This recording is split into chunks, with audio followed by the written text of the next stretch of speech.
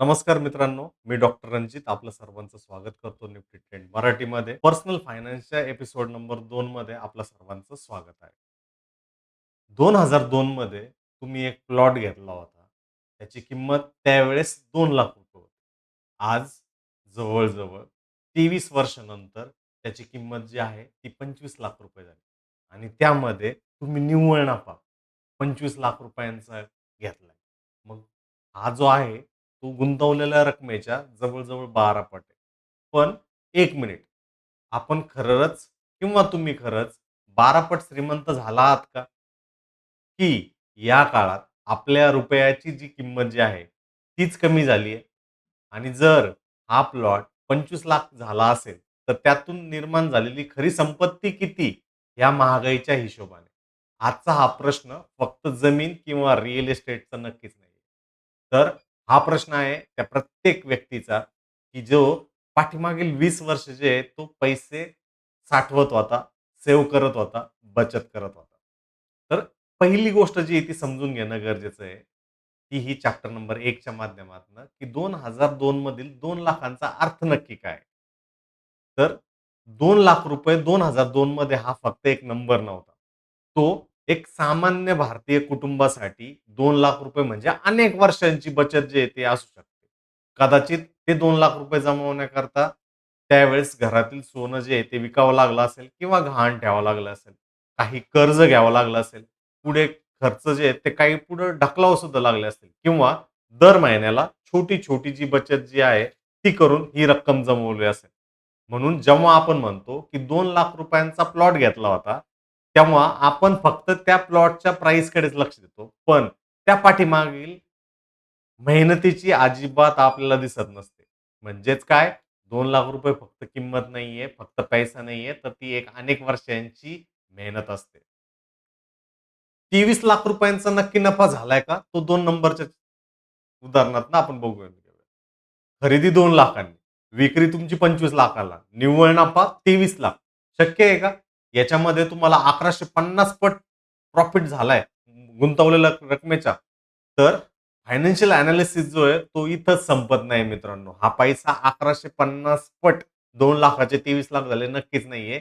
याच्यामध्ये आपल्याला हे विचार करणं गरजेचं आहे, की त्या 22 वर्षाच्या काळामध्ये 2002 ते 2025 च्या काळामध्ये पैशाच्या तुलनेत किती शक्तिशाली जी आहे ती रक्कम तिथं झाली.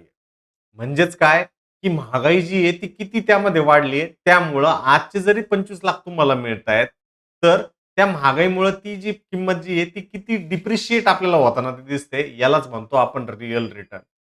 मग हे महागाई नेमकं काय आहे? इन्फ्लेशन काय आहे? हे समजणं गरजेचं आहे. तुमच्याकडं आज सद्यस्थितीला असणाऱ्या पैशाची पर्चेसिंग पॉवर कमी होणे म्हणजेच महागाई आहे. आज एखादी वस्तू जर ₹100 आपल्याला जर भेटते आणि काही वर्षांनी तीच वस्तूसाठी आपल्याला ₹150 खर्च करावे लागतात. याचा अर्थ तुमचे ₹100 गायब झाले नाहीत. पण त्याची पर्चेसिंग पॉवर जी आहे ती कमी झालेली आहे. म्हणजेच पैसा फक्त वाढला का हे पाहू नका. तो महागाईपेक्षा किती वेगाने वाढला हे सुद्धा पाहणं गरजेचं आहे. आणि तुम्हाला जर जनरेशनल वेल्थ जर क्रिएट करायची असेल, तर त्या महागाईच्या वरती तुम्हाला रिटर्न जे आहेत ते मिळणं सगळ्यात महत्वाचं आहे. आता असेट नक्की का महत्वाचं आहे ते बघूयात. मग प्रश्न येतो, लोक जे आहेत ना, ते जमीन घेतात. कारण मर्यादित जमीन आहे. शहरांची लोकसंख्या वाढते, शहरं विस्तारतायत, रस्ते वाढतायत, नवीन प्रोजेक्ट येतायत, नवीन इंडस्ट्री येतायत, व्यवसाय वाढतायत आणि चांगल्या लोकेशनची जमीन ज्या आहेत त्या मर्यादित आहे. आणि अशा ठिकाणी घेतलेली जमीन जी आहे, ती दीर्घकाळातील महागाईच्या विरुद्ध लढण्यासाठी एक प्रचंड मोठं साधन होऊ शकतं. पण इथे एक मोठी अट आहे मित्रांनो आणि ती अट कुठली बरं? ती म्हणजे जर चुकीची लोकेशन जर असेल ना, डिमांड नसेल, इन्फ्रास्ट्रक्चर नसेल, लोकल प्रॉब्लेम्स असतील, तरी ती पाठीमागील 20 वर्षात जे आहे ना, दुर्लक्षित राहण्याची शक्यता असते. म्हणून जी कुठलं असेट तुम्ही घेताय, त्याचं ॲप्रिशिएशन होण्याकरता त्याला बाकीचे जे पॅरामीटर जे आहेत ते सपोर्टिव्ह आहेत का, याकडे लक्ष ठेवा. पुढील भागामध्ये प्रत्येक फॅमिली प्लॉट घेऊ शकते का हो? नाही ना. कारण 2002 मध्ये एक्स-वाय-झेड फॅमिलीने प्लॉट घ्यायला हवा होता. त्यावेळेस त्या एक्स-वाय-झेड फॅमिली समोरचे आहेत ना, ते वेगळे प्रश्न असतील. मुलांचं शिक्षण असू शकतं, आई-वडिलांचा खर्च असू शकतो, घराचा ई-एम-आय असू शकतो, व्यवसायाचा खर्च असू शकतो, बहिणीचं लग्न असू शकतं आणि कदाचित एवढं करून सुद्धा 2 लाख रुपये त्यांच्याकडे नसू शकतात. म्हणून एखाद्या व्यक्तीकडे असेट नाही म्हणजे ती आर्थिकदृष्ट्या चुकीची आहे, हा विचार सोडून द्या. पर्सनल फायनान्समध्ये प्रत्येकासाठी एकच फॉर्म्युला असेल असं नाहीये. प्रत्येकाचा फायनान्शियल फेज जो आहे ना, तो वेगवेगळा असतो. आता तो कसा असतो 20 ते 30 या एज लिमिटमध्ये एक फाउंडेशनचा काळ असतो. यामध्ये सर्वात मोठा असेट असतो तो म्हणजे स्किल तुमची, तुमचं एज्युकेशन, तुमचं एक्सपिरियन्स, तुमचं नेटवर्क ह्या गोष्टींकडे तुम्ही भर देणं गरजेचं आहे. कारण या काळात फक्त प्रॉपर्टी घेण्याच्या पाठीमागे न लागता तुमची स्किल एन्हान्स करणं म्हणजे पुढील काळामध्ये ती तुम्हाला उपयोगी ठरेल. 30 ते 40 मध्ये तुमचं कुटुंब वाढतं, लग्न होतं, मुलं येतात, घर होतं, एज्युकेशन होतं. पण याच काळात तुम्हाला emergency fund, insurance, investment, property आणि रिटायरमेंट प्लॅनिंग जे आहे ते येणं गरजेचं आहे. 40 ते 50च्या फेजमध्ये तुम्ही किती पैसा कमावला ते नाही महत्वाचं. तुमचं नेटवर्क किती आहे आणि तुमच्यावरती किती कर्ज आहे आणि त्या काळात तुम्ही कसं त्याला फेडू शकता हे महत्वाचं आणि त्याबरोबरच संपत्ती वाढली पाहिजेलच असं नसतं. त्यामध्ये तुम्हाला तिथं टिकणं सुद्धा गरजेचं राहतं. 50 ते 60 किंवा 60 ते 70च्या वयामध्ये प्रश्न जो आहे तो किती कमवायचा त्यापेक्षा ते कमवलंय ना ते टिकवायचा कसा आणि पुढील जनरेशनकडे कसं ते हस्तांतरित करायचं हे एक महत्वाचं राहतं. कारण ही लिगसी म्हणजे फक्त तुमची प्रॉपर्टी, तुम्ही किती पैसे कमवलेत, किती शेअर्स तुमच्याकडे, किती प्लॉट्स तुमच्याकडे, किती शेती तुमच्या पुढच्या पिढीकडे जातं ते नाहीये. तर त्याबरोबर तुम्हाला फायनान्शियल एज्युकेशन, डॉक्युमेंटेशन, नॉमिनेशन आणि जबाबदारीची भावना जी आहे ती रुंदीगत जी आहे ती तुम्हाला करावं लागते. तर ह्याच्यामध्ये आपल्याला एक लक्षात ठेवणं गरजेचं आहे. 2002 मध्ये XYZ कुटुंबाने 2 लाख रुपयांचा प्लॉट घेतला होता. त्यांनी एक निर्णय घेतला होता. पण त्या निर्णयाऐवजी जर दुसरा निर्णय घेतला असता तर एखादा व्यवसाय ओपन करण्याकरता त्यांनी कर्ज घेतलं असतं तर आणि कर्ज फेड केलं असतं तर यालाच आपण म्हणतो ऑपॉर्च्युनिटी कॉस्ट. तर ऑपॉर्च्युनिटी कॉस्ट जी ना मित्रांनो, तो गुंतवणुकीचा रिटर्न पाहत असतो. पण आपण न केलेल्या गुंतवणुकीचा रिटर्न आपण कधी पाहत नाही. म्हणून हिस्टॉरिकल विनर्स पाहून आजचे निर्णय घ्यायचा नाही. आजच्या परिस्थितीमध्ये कुठला पर्याय योग्य आहे हे पाहून या अपॉर्च्युनिटी कॉस्टला आपण टॅकल करणं सगळ्यात महत्वाचं आहे. आता महागाई जी आहे ना तुमच्या लाईफस्टाईलवरती कशा पद्धतीने परिणाम करते ते बघूयात. समजा तुमचा पगार 30,000 रुपये आणि तो पगार तो नंतर 60,000 रुपये झाला. तुम्हाला असं वाटलं तुमच्या मनाला तुम्ही श्रीमंत झाला त्यामुळे तुम्ही घर घेतला, त्याच्यामुळे ईएमआय वाढला, गाडी घेतली, त्याचा ईएमआय आला, महागडा मोबाईल घेतला, बाहेरचं खाणं वाढलं, ट्रॅव्हल वाढला आणि शेवटी फक्त तुमच्याकडे 5,000 रुपये राहिले. मग काय बरं? याला आपण म्हणतो लाईफस्टाईल इन्फ्लेशन. कारण इन्कम जे तुमचं वाढलंय त्यामुळे तुम्ही आउटगोईंग एक्सपेन्सेस सुद्धा करतात आणि हे जे इनव्हेटेबल सरप्लस आहे आणि ह्या सरप्लस तयार ज्यावेळेस होतात ना त्यावेळेसच तुमची जी ना नेटवर्क वाढते. पण नेटवर्क मध्ये बचत करणं, सेव्हिंग्ज करणं सुद्धा महत्वाचं आहे. इन्कम तुमची लिमिटेड आहे आणि तुम्ही एक्सपेन्सेस जास्त करताय तर ते एकदम मोठी जी ती चुकी करत असतात. तर नेटवर्क किती आहे, तुम्ही किती मालक आहे त्याकडे लक्ष देऊ नका. कॅश फ्लो जो आहे तो किती तुमच्याकडे येऊ शकतो त्याकडे आपण लक्ष ठेवणं सगळ्यात महत्वाचं आहे. बिहेव्हिअरल फायनान्समध्ये माणसाच्या गणितापेक्षा भावनावरती जो आहे ना निर्णय जास्त होतो. भाव वाढल्यामुळं फोमो होतो. बिहेव्हिअरल फायनान्समध्ये माणूस गणितापेक्षा भावनावरती निर्णय घेतो त्याच्यामुळं भाव वाढतात आणि फोमो होतो. भाव पडले की फिअर येतो. मग सगळेच घेत आहेत, आपण घेतो. सगळेच विकत आहेत म्हणून आपण विकतो. फायनान्शियल सक्सेस जे आहे ना ते फक्त मार्केट नॉलेजवरती अवलंबून नसते मित्रांनो. त्यामध्ये बिहेवियरवरती सुद्धा अवलंबून राहते आणि हा बिहेवियरल फायनान्सचा टॉपिक जो आहे तो लक्ष ठेवणं सगळ्यात महत्वाचं आहे.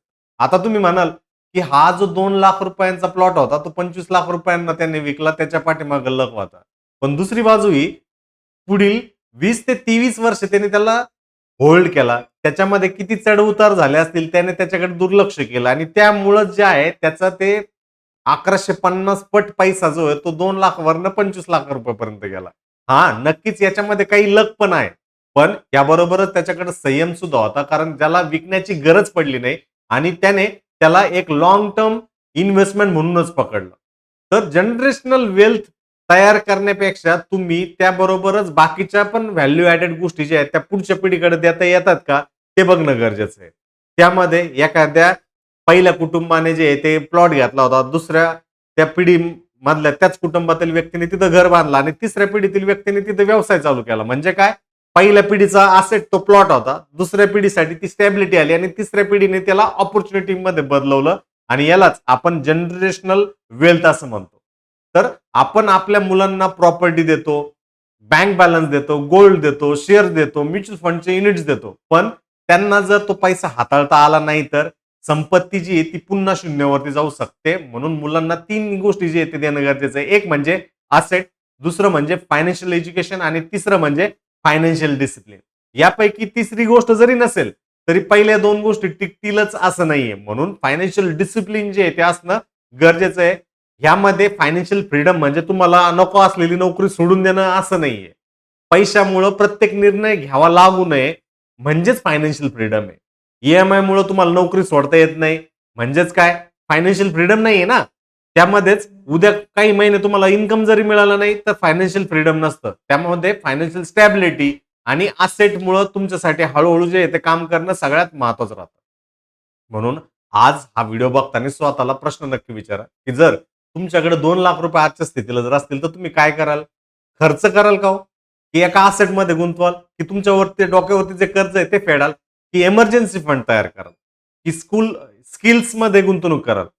का म्युच्युअल फंड्स, इक्विटी, गोल्डमध्ये इन्व्हेस्ट कराल? हे जो प्रश्न आहे ना, तो प्रत्येकाचं उत्तर जे आहे ना, ते वेगवेगळं असणार मित्रांनो. तर एक गोष्ट सामान्य आहे, आजचा जो छोटा निर्णय जो आहे ना, तो उद्याच्या आयुष्याला तुम्हाला आकार देत असतो. समजा माणूस जो आहे तो बदलत राहतो. पर्सनल फायनान्स सुद्धा बदलत राहतं. स्टॉक मार्केट नाही, रिअल इस्टेट नाही, म्युच्युअल फंड्स नाही. तर त्याच्यामध्ये पर्सनल फायनान्स म्हणजे तुमच्या संपूर्ण आयुष्याचा आर्थिक आराखडा.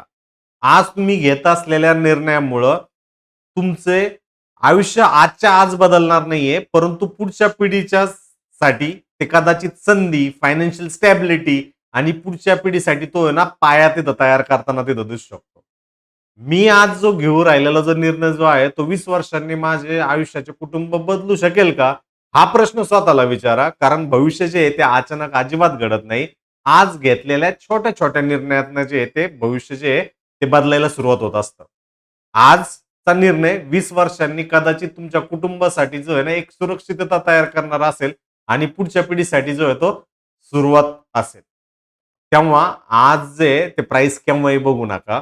असेट पाहू नका. फायनान्शियल स्टॅबिलिटी बघा आणि हे एक महत्त्वाचा मुद्दा या Nifty trend Marathi, Facebook share market मार्गदर्शन मराठी किंवा Instagram निफ्टी ट्रेंड 212 च्या माध्यमातून आम्ही तुमच्या समोर पेशकश केलेला आहे.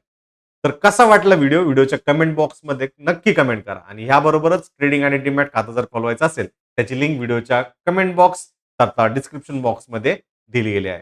तोपर्यंत काळजी घ्या. धन्यवाद.